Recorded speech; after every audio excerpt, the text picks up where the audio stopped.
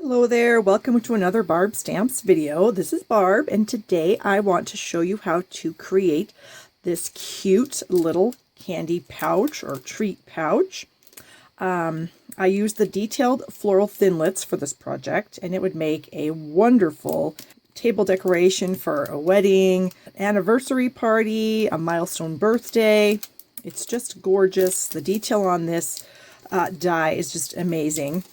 I've also got a greeting card that I did here where I just added the pieces to the front of the card. So let's go ahead and get started. I'll show you how to make it.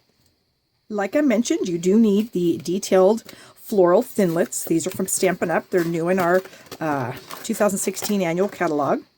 The die set comes with 3 pieces, kind of a larger piece, the smaller piece, and then an edgelet. Here's my Big Shot machine.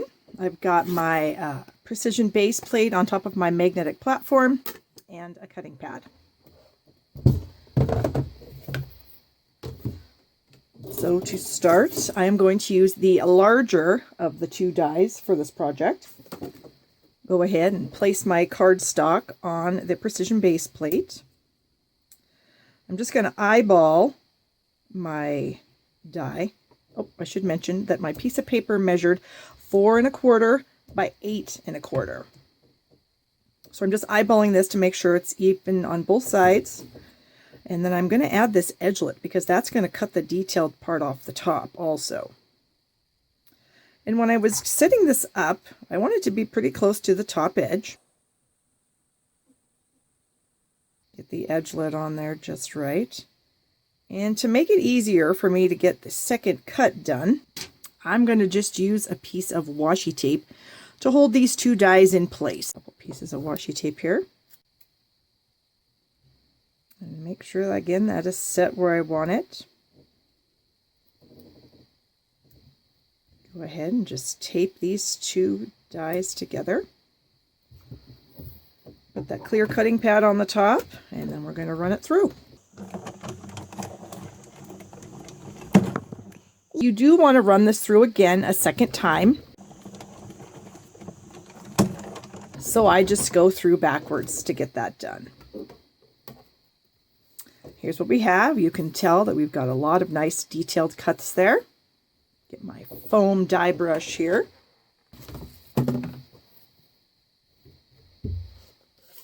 Okay. I'm just going to lay that die side up on my foam pad. I'm going to take my little die brush here and just kind of roll it back and forth across the die. You can see there's a lot of holes in this thing to help you get rid of all those little tiny die cut pieces.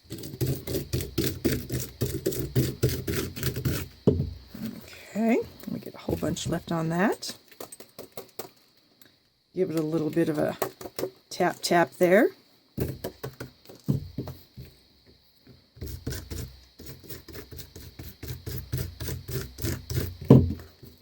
Alright, if you do have some pieces that are left in, you can easily poke those out with a piercing tool. Got my piercing tool here, and I just kind of touch those little guys and push them through to the back side, and then they just fall right off. It's not that they're not cut, sometimes they just get hung up in there. Maybe they're just too small for the bristly brush to get through, and I don't want to be too rough on my cardstock. I don't want to tear it. Okay, so there is our first run through the Big Shot. I'm going to do that exact same thing again. So let me get my Big Shot back in here and clean up my mess. All right, we've got the Big Shot back in here.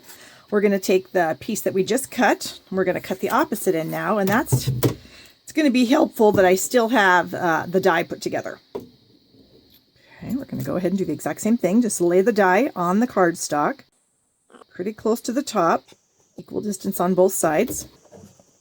Go ahead and get our cutting pad on there again, and we're going to shove that into the machine, roll that through, and then we're going to come back so we have that second pass.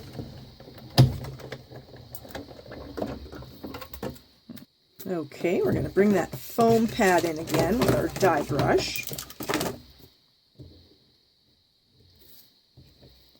lay the die cut on top of the pad again. We'll just use the brush to get rid of all those extra die cut pieces.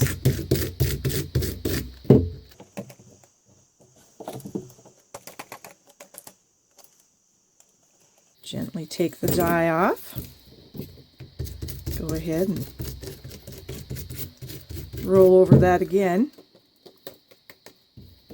And then we'll just do what we did the last time, where we just kind of pop those little pieces right out. Just want to hang up in there. I guess I should mention I am using our thick Whisper White cardstock on this project. I thought it would hold up a little bit better, you know, since the die is so delicate and the little pieces cut out are so delicate. I just wanted to make sure that it was a little bit stiffer. Clean up my mess here. Our next step is to add some score lines on the pouch. I'm going to bring in my Simply Scored tool here. And we're not really going to use the measurements because we're not exactly sure where we need to put our score lines, because depending on how close to each edge you put the die to begin with, you might be off by a 1/16 of an inch or an 1/8 of an inch. So all I'm going to do is I'm just going to lay it on here, and I just want to have, you know, equal distance between my two lines that I'm going to place. So I'm just going to kind of guess here of where I might want a score line, and I'm going to say maybe right here would be nice, because that gives me a nice distance between the edge of the actual die cutting and the bottom of the pouch. And over here we're going to go, I think right there would be fine. Yep, that worked out pretty good. So again, I'm not really using the ruler on the tool. I am just using the lines. So got some score lines in there. Now we're just going to fold those up. Do be a little bit careful. You don't want to tear the delicate die cutting that you've just done. Go ahead and use your bone folder, because you definitely want to make those creases. Come over to the other side. Again, I'm being a little bit gentle with it. Okay, and there you have your little pouch done. For the first one that I created, I just added some tear tape adhesive on the inside of this pouch, threw a few candies in a cello bag, stuck it down on the tear tape adhesive, and then I just ran a little bit of twine through the top to close it. You could staple it closed. I wanted the person to be able to open it up and get the treats out without actually ruining the project.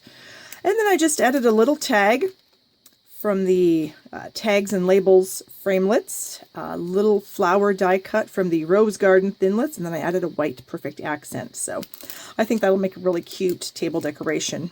The detailed Floral Thinlits are part of the Floral Boutique suite in the new catalog here. They're on page 76 and 77, and there are a lot of other products that coordinate with these framelits. We've got a stamp set called Floral Phrases. We've got the Designer Series paper, Floral Boutique.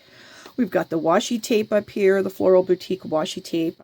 And of course I mentioned the Baker's Twine. So it's a great suite. Got a lot of possibilities. I can't wait to play a little bit more with this.